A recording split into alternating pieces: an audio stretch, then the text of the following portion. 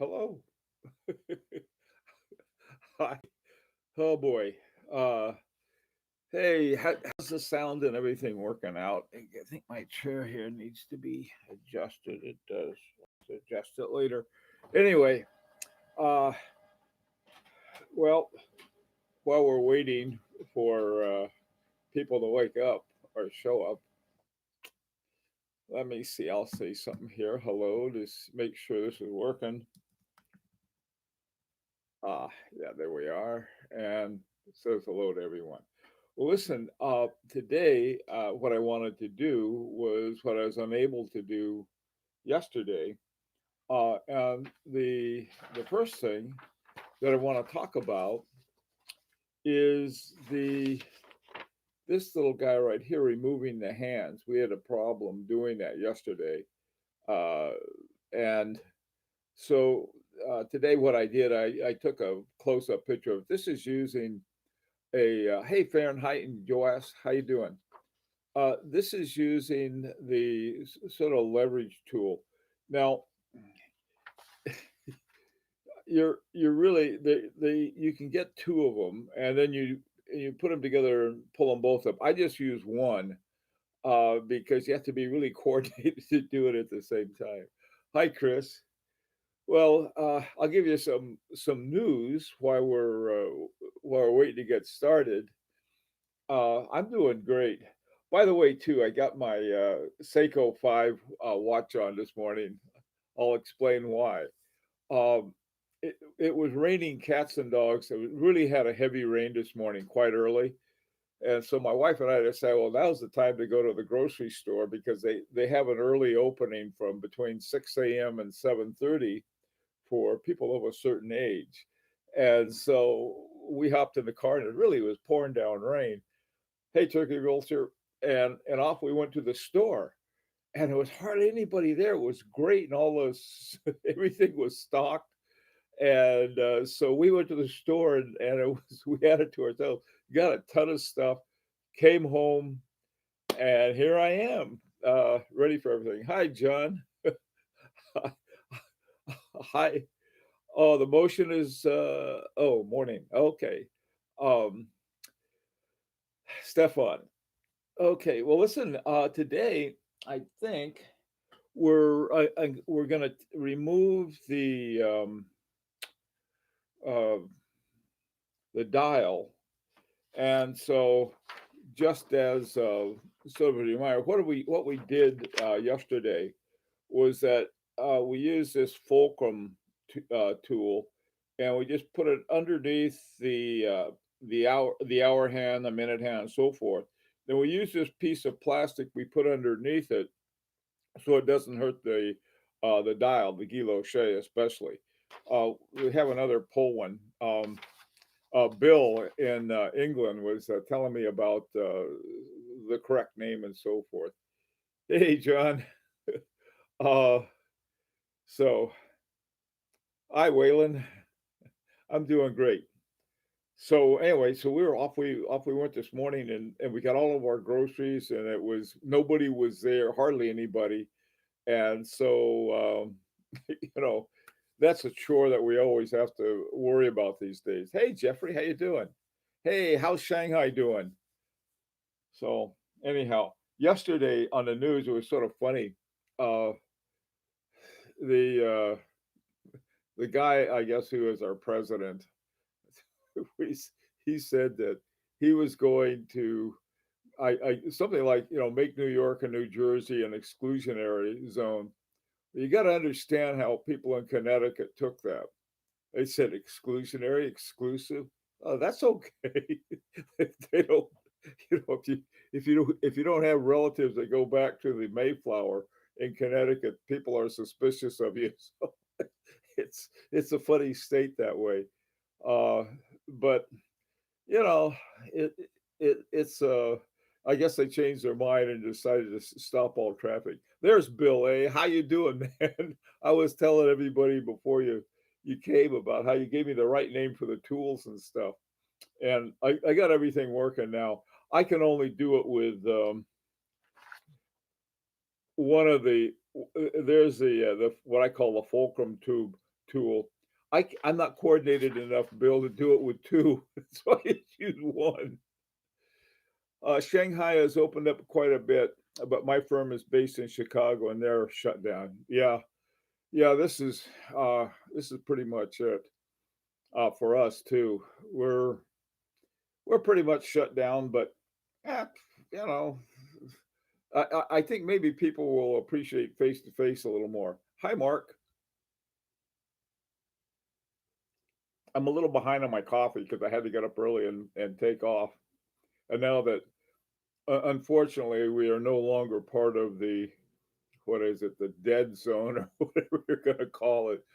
Even funnier, our next door neighbor, state-wise, is Rhode Island. In Rhode Island, it's just there's something about Rhode Island. I could I've been doing business with this one guy there for like 20 years. They're a very friendly place, but the governor wouldn't take any precautions at all early on, and she was surrounded by Massachusetts, New York, and Connecticut, and no, we're going to do anything. We're okay. And now I guess she got nervous or something, so now she's stopping all the all the people with New York plates. He's going to give them a 14-day. I-95 goes right between Boston and New York, and Connecticut is sort of like a drive-over state instead of a flyover state, and Rhode Island even more so. They just go right up 95, up, and I guess you can go all the way down to Washington D.C. But uh, I can't imagine Rhode Island trying to stop all the New Yorkers going up 95. You gotta stop. Anyway, love our politicians. When you need something funny, it doesn't kill us all. Okay, what's going on? Let's see, Johnny. What's the watch you're working on? Um, well, it's just a 64 98 or 97. I think it's 6497. Um, my Seiko 5.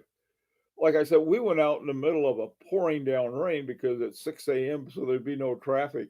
So I just got every finished with that. Rhode Island is bigger than Australia, maybe. Oh, bigger than Austria? Oh, I don't think it's bigger than Austria, Stefan. Rhode Island is, I mean, Connecticut is a little bitty state. I mean, you drive an hour in any direction, you're either in New York, Rhode Island, Massachusetts, or the ocean. So we're not exactly big either. Uh,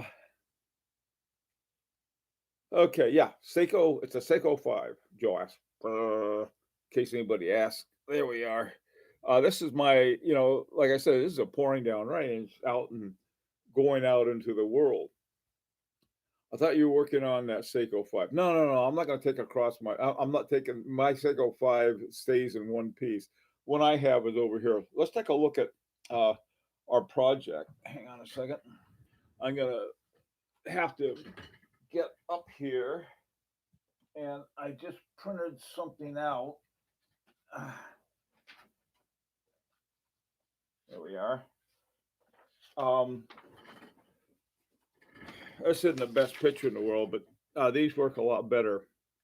Right here and right here, there there are two screws, and what there really are, these little sort of like cams. They look like cams, and you turn them, and you turn them like this, and it squeezes the legs on the movement. Basically, here's the movement we're dealing with. We took the hands off, and then in the back here, I loosened the screws, and voila, off comes the dial. Now, there's something else here that's really important, and that's let me see. This is on the dial side. Let me see. Where is this? Right here. Okay. Now, right here in the middle, there's a little gear, and I took it off. There's a little gear and a washer, and the washer sort of bends upwards like this. And what that's for is for the minute hand. The one in the middle right here is the hour hand. Then you put on this little gear on top of the main uh, pole right there, and shaft, I guess would be a better term. But you put it right on that shaft. Let me see. Big fat fingers can't see anything. Yeah, here you go. All right. See that shaft right in the middle? Well, the one they put the hour hand on and the minute hand stacked on top of it. Okay. Well, there's this gear with this little washer. That is incredibly important. If you take a watch apart, you want to take that and put it somewhere very safe. What I've been doing is I take it apart. I've been putting it in this little plastic holder for things, and that way I'm not going to lose it. Now, the other thing about it that we have here, so here, okay, now here's the dial, and one of the things that's important, depending on the kind of movement you get, I would recommend 6498 or 6497 for the simple reason everything about them is big, and there's a lot of information on them, and it's easy to get dials for them and so forth. Okay, now there's two kind. This kind where you have the second hand at 9 o'clock is the 6497. If it's at 6 o'clock down here, it's the 6498. I've worked with both of them. Uh, they're both the same. In terms of to working with the um, the other thing about it, if you can, oh yeah, another thing too. Uh, let's see these little things, those little things right there that are sticking out on the back of the dial. These are called feet, and the feet, what you do is on the dial side here, there are these little holes, the ones that are on the other side of the tightening, okay, of the tightening screws. Right here, okay, right here and right here, you have the screws that basically uh, hold on to the feet so the dial doesn't fall off. Now, once you get all of the hands and everything on there, your dial usually isn't a problem. Plus the fact that it's inside of a case. But that's it. I mean, we've got. Um, uh, I guess what I'll do next is sort of take everything out and say, okay, these are all of the parts that we have that you have to get, or when you take it apart, the ones to pay attention to. And then when you put it back together, you simply reverse the process. Uh, the the first thing you do is you get the movement, then you put the I like to put the dial on and the hands and so forth, and then you put it inside the case. You got to take out the stem to get it inside the case, and then you have to trim the stem so that it fits. Otherwise, that's it. It's really a very simple process. Okay, so uh, we're I what did they say? There was some other kind of thing. They just said, "Well, we're not going to make you an exclusionary state. We're going to do something else." Okay, what's up with you guys? Let's see. Several watches on Chrono 24 and more show the suggest the price option now. You bet. A lot of times you hit the suggest the price and nothing happens. This dealer doesn't basically saying he's not budging, and that's okay. Then you have to go around and talk to them directly and make the buds, or if if they're now loosening up on Chrono 24, like Jeffrey found, it sounds like people are ready to deal. Okay, let's see. I really like Nomos. Everyone, I don't know anybody who doesn't like Nomos, but a lot of people are put off by Bauhaus. You know, it just sort of looks like a school wall clock, sort of as a style. And the whole idea behind Bauhaus was pretty much the minimalist kind of design. Okay, let's see what's going on here. Picked up a new daily beater, a Nomos Club. Nomos Club's a nice little watch mark. Such a great brand, and one on the rise as well. I don't like I said, I've never met anybody who doesn't like Nomos. About the only thing I've heard is like, "Ah, well, they got they're, either that or the old ones had the ETA movements in it. What do you use to turn the stem? Oh, to trim the stem? Ah, I'll show you. This I probably paid too much for it, but I got a really good one. And I think this is it.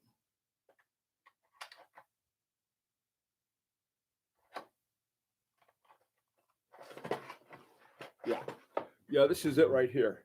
Uh, these I got from Otto Fry, and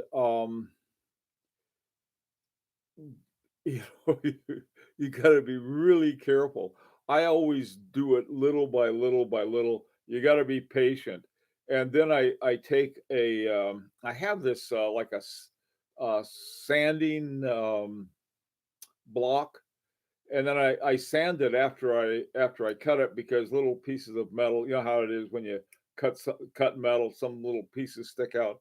You want to sand those down because what you have to do is that you take off the crown off the stem, and so you have a little stick. Something that I found really handy, um, if I can find it, here it is. Um, Very handy. It's called the hand vise, and what you do is that you put the stem in here and tighten it up, and so you can get a good grip on it when you give it a clip. I got it something there. Uh, so those are a couple more tools.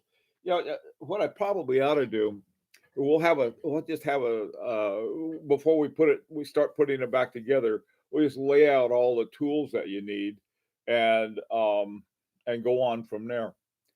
Uh, Truly come with reasons to buy cool tools. Yeah, it has something. You ought to see my garage. I got all these tools down there. Oh, look at this. I've got this. What's it called? A miter saw, and man, I tell you, I haven't been doing a lot of miter work with it, but man, to get something to cut a straight line, you put that in there, and you bring the old miter saw down, and whing, it's gone. And I have a jigsaw that man, you turn on a jigsaw. It's a table mounted jigsaw, and you turn something like that. That's how come I. That's what I use to make a lot of my demonstration tools out of wood. Uh, where are the string of onions, Hans? I know I look like a French onion seller.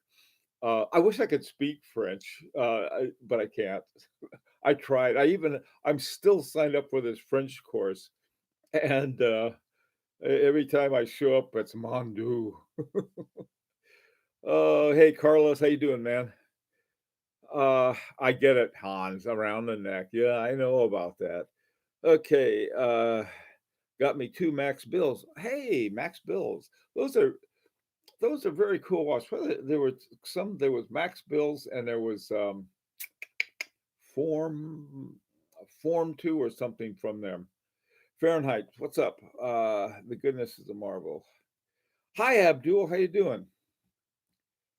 Okay, Max Bill chronoscope is done a great deal example of a chronograph.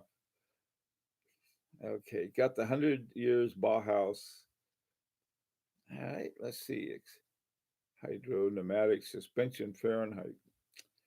Hey, Bill, have you time to learn a new language? Hans, I love languages. I love foreign languages, but I'm terrible at them. I tell you, I can pick up a computer language in an afternoon. All of these computer languages I can handle. I just can't. I don't know what it is. I've had a lot of Spanish. I can do halfway decent with Spanish, but man, I'm retired. I got time to do a lot of stuff, but actually with watch hobby, I don't have much time. Form A, that's right, Joas. That's the one.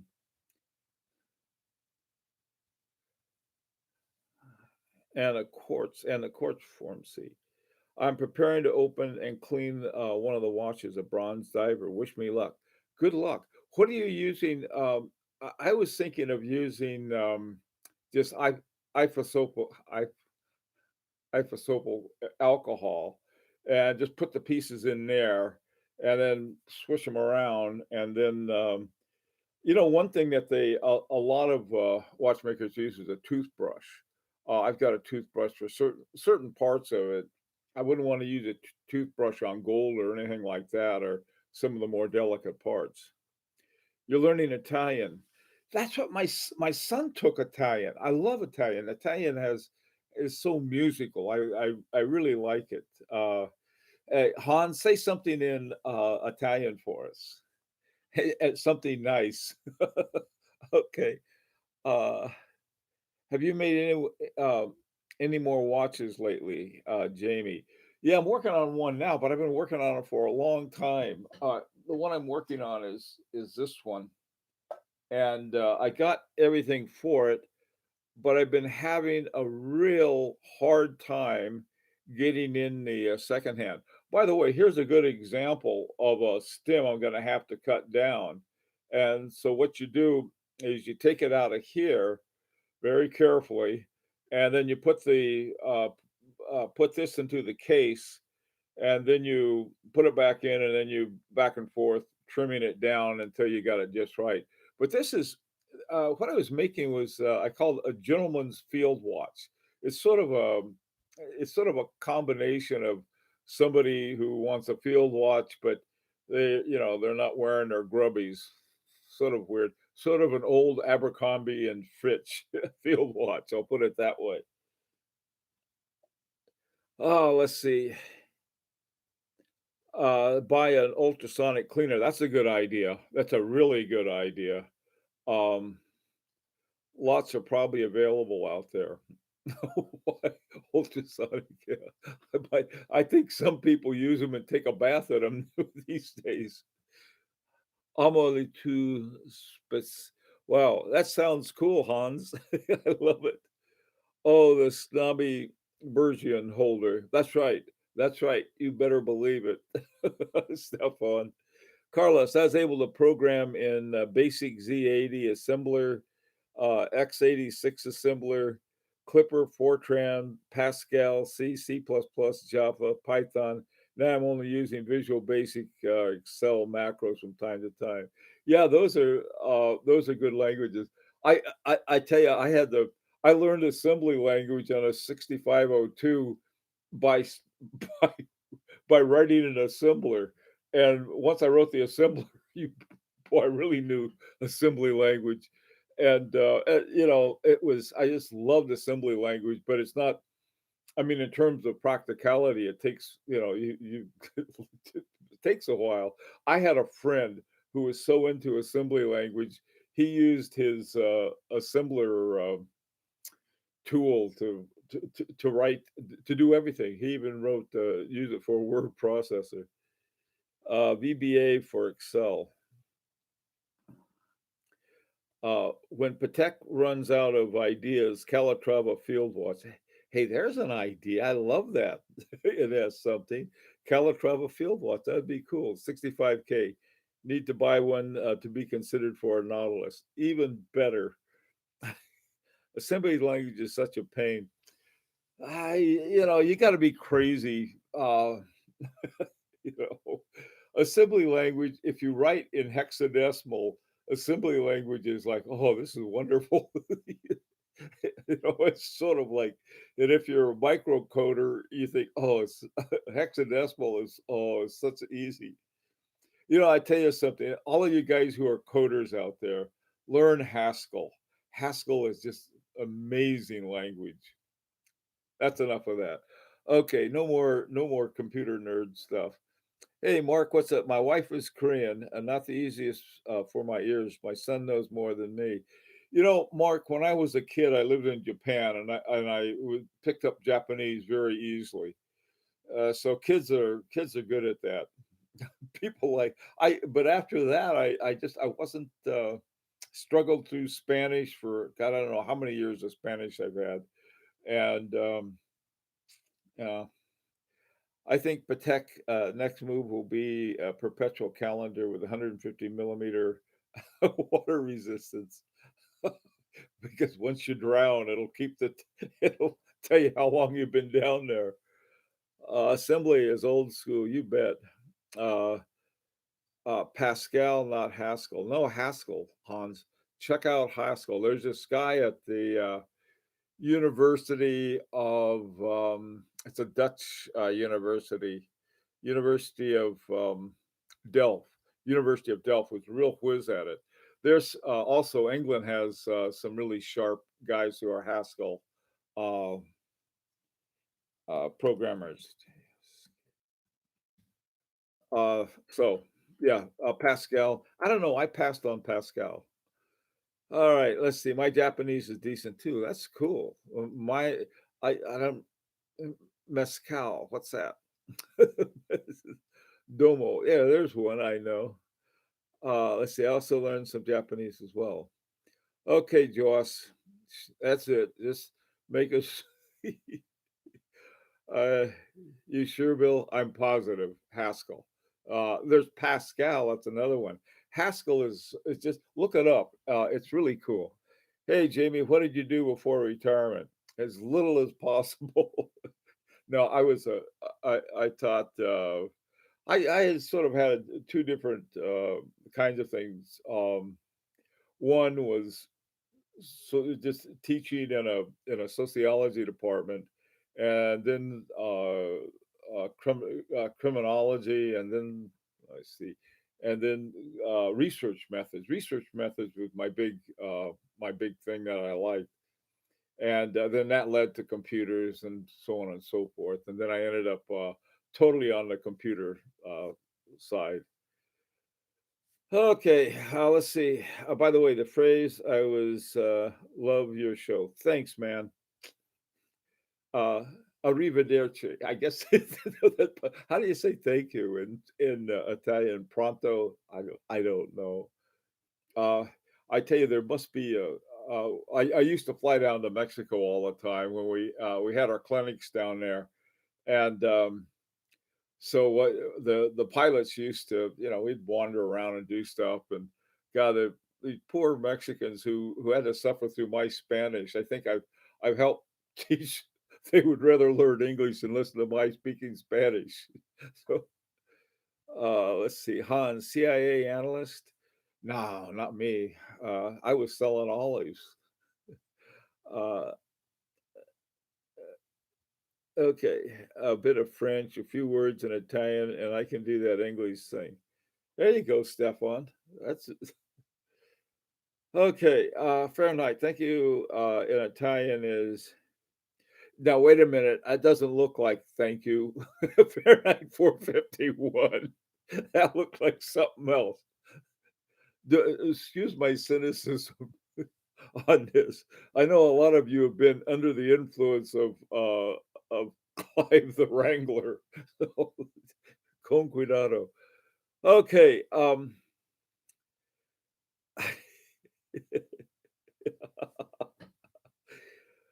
Do you have any objective for this lockdown period? Mine is solving Rubik's Cube under 30 seconds. Well, I tell you, if I could solve Rubik's Cube under 30 years, I'd be a happy camper. Certain things I just cannot do. Um, uh, I just and Rubik's Cube is one of them. Uh, I think one of my grandkids can do it under 30 seconds, but I can't. Okay, well, listen, guys.